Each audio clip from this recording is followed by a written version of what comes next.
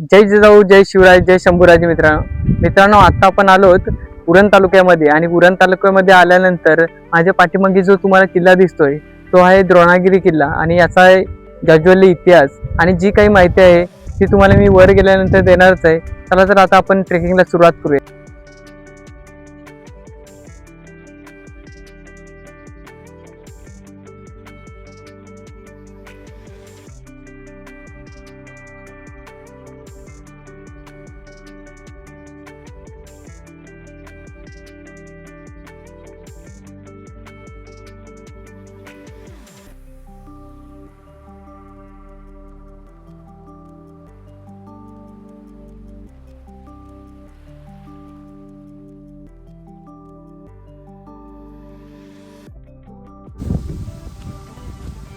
तर मंडळी, हा जो ट्रेकिंग आहे तो हार्डली अर्धा तासाचा आहे. आणि समोर आपल्याला जो पाहायला मिळतोय तो आहे एक मंदिर आहे. तो कोणता मंदिर आहे तो आपण पाहूया.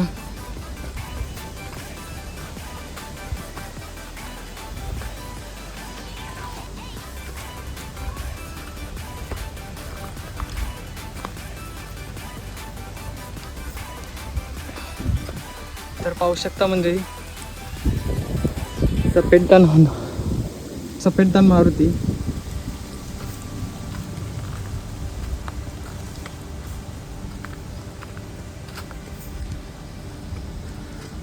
तर मंडळी, या मारुतीचं दर्शन घेऊन आपण गडावरती जाऊया.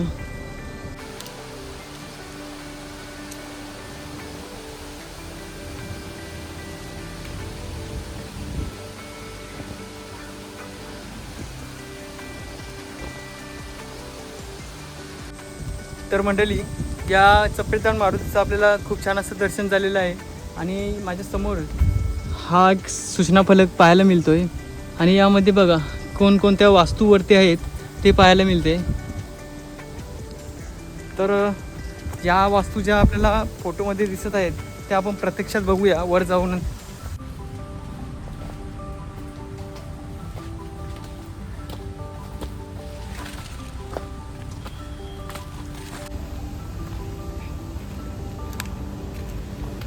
तर मंडळी, इतिहासात या किल्ल्याला खूप असा महत्त्वाचा किल्ला मानला जातो. मंडळी, पौराणिक कथेनुसार जेव्हा रामायणात लक्ष्मणाला बाण लागला होता तेव्हा श्रीरामाने हनुमंताला संजीवनी आणायला पाठवला होता.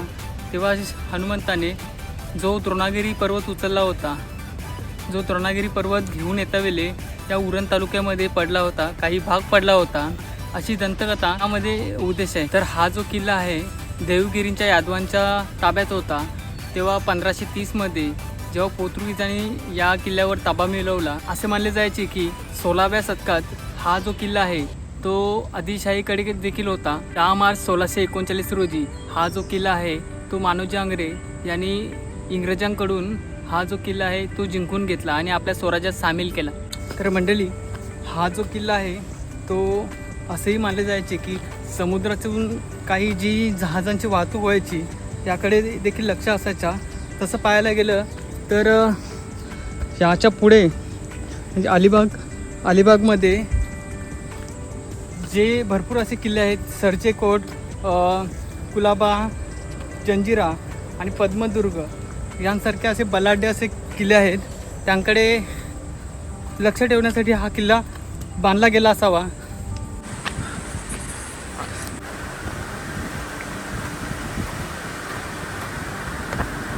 समोर जो तुम्हाला आवाज येतो त्या ठिकाणी फिरवाडी बीच म्हणजे अरबी समुद्र देखील आहे. आणि ह्या ठिकाणी तुम्हाला खाली दिसतोय ONGC असा प्लांट आहे.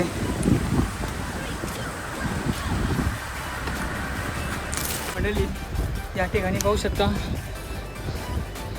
ONGC प्लांटची काही रक्षकाची या ठिकाणी एक चौकी आहे. या चौकीच्या मधोमध बाजूने समोर आपल्याला जो दिसतोय तो महादरवाजा.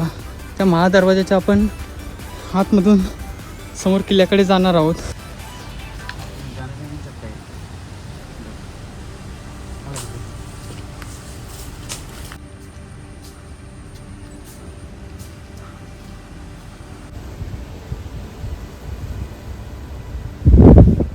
तर मंडळी, आपण या महादरवाजाच्या आतमध्ये आल्यानंतर आपल्याला जी समोर वास्तू पाहायला मिळते, ती वास्तू नेमकी कोणती आहे ते आपल्याला देखील माहीत नाही. तर तुम्हाला देखील माहीत असेल तर कमेंट बॉक्समध्ये आपल्याला देखील हा वास्तू कोणती आहे ते सांगू शकता. आणि समोर पाहायला गेलं तर एक या किल्ल्यावरती जो आपल्याला एक तोफ दिसतोय, ते देखील आपण समोर जाऊन पाहूया कसे आहे.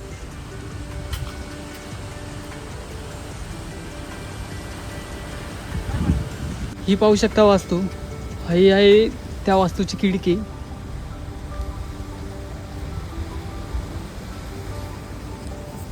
आधी तर आपण समोरील तोफ पाहूया, नंतर या वास्तूच्या आतमध्ये जाऊन पाहूया काय आहे.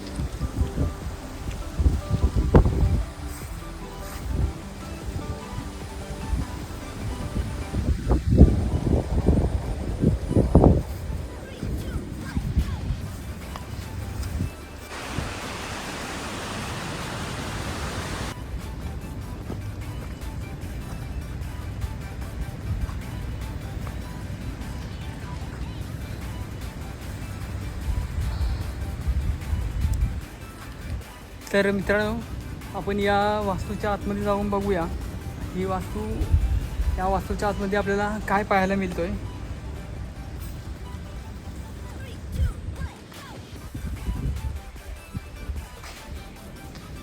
तर मंडळी, आपण या वास्तूच्या आतमध्ये आल्यानंतर खूप छान असे आपल्याला काही शिल्प पाहायला मिळतात. ते शिल्प नेमका कोणता आहे ते तुम्ही पाहू शकता. दादाजी घरत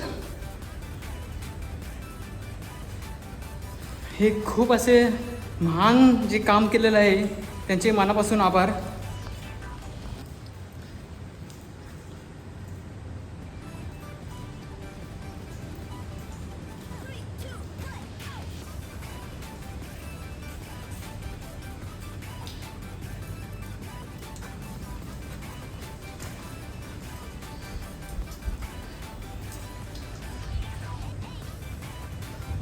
समोर बघू शकता आपल्याला भक्कम अशी तटबंदी पाहायला मिळते. ही जी वास्तू आहे ती आपण पाहिल्यानंतर समोर जे आपल्याला दिसते ती विहीर आहे, ती देखील तुम्हाला मी दाखवतोय.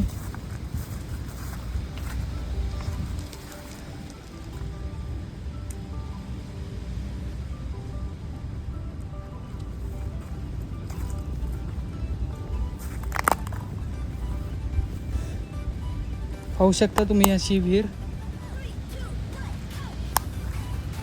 आपण जो चर्च आहे तो पाहून आल्यानंतर समोरच आपल्याला हे काही असे शिल्प पाहायला मिळतात. ते शिल्प देखील आपण पाहूया कसे आहेत.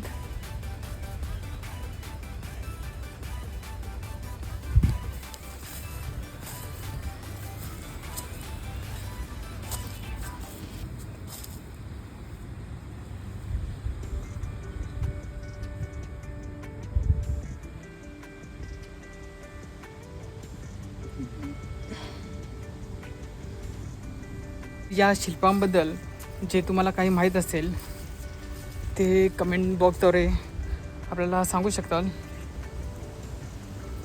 माझ्या मागे जो दरवाजा होता त्या दरवाजाच्या आतून आल्यानंतर समोर आल्यानंतर एक राईट साईडला टर्न घ्यायचा आहे आणि त्या टर्नमधून पुढे आल्यानंतर आपल्याला असा चांगला असा काही रोड भेटतो आहे.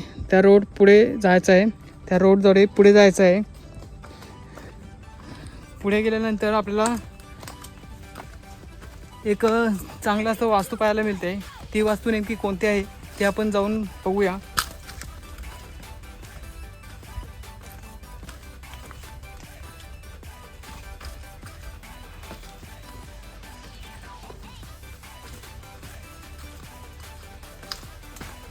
तर मंडळी, तुम्ही पाहू शकता या ठिकाणी आहे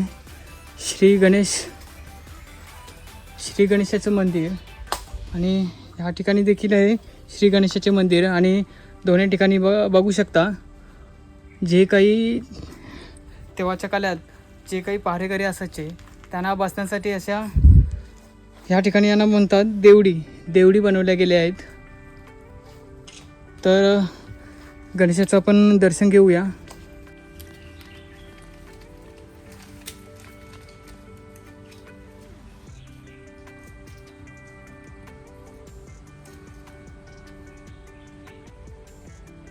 पाहू शकता तुम्ही, या ठिकाणी एक देवडी आहे आणि या ठिकाणी एक देवडी आहे, पण या ठिकाणी श्री गणेशाचे मंदिर आहे. खूप छान असे कोरीव काम या दगडावरती केलेले पाहायला मिळतोय.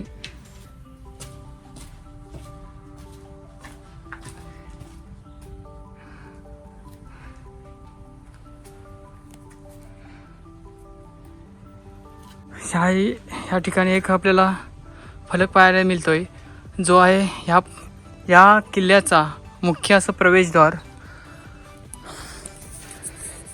नक्की मुख्य असा प्रवेशद्वार या किल्ल्याचा कोणता आहे आपल्याला समजायला मार्ग नाही.